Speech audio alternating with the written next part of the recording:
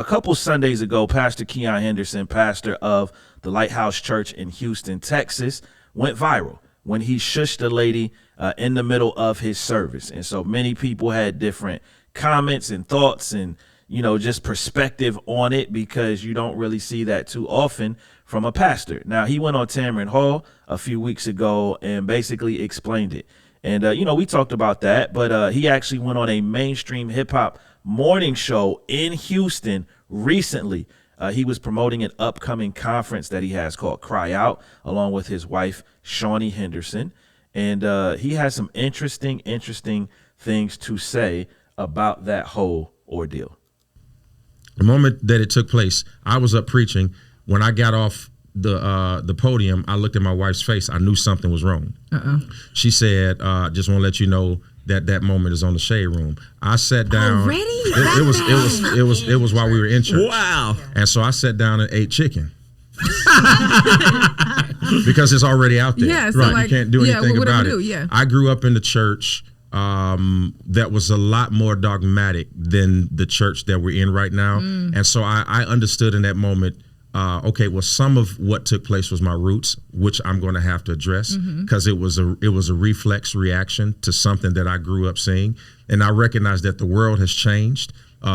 People are a lot more sensitive than they used to be. So I didn't go through the moment without learning. And I don't want anybody to think that my head was in the sand and that my feet was dug in and like, I shall not be moved. I learned in the process that I pastor in a generation that is not the one that I grew up in, and that I pastor in the world that doesn't look like the world I grew up in. So now I have to adjust as a leader. Now, I do ask that the people who think she deserves an apology, which she got, I ask for yours too. So don't ask me to be forgiven, and you're not either.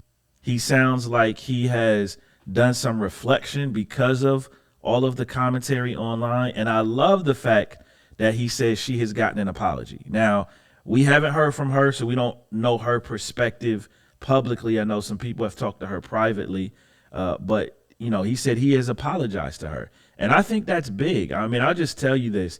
I've been around a lot of influential people over the years, people with big platforms, mega church pastors, the whole deal. And if I'm honest with you, if I'm really honest with you, most of, if not all, but most of them usually don't apologize to you when they've done something wrong.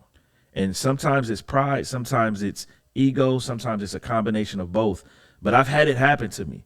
And people are not quick to apologize. I'm not going to say it doesn't happen. I'm just going to say people aren't always quick when they're in those positions. And so it takes a lot of humility to admit that you've done something wrong to one of the sheep that you shepherd, right?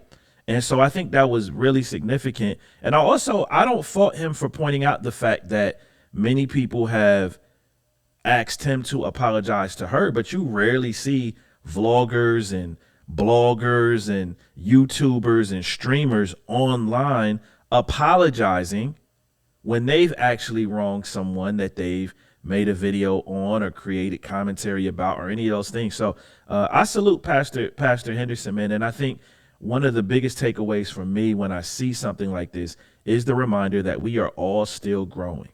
Even those of us who are our leaders, they're not perfect.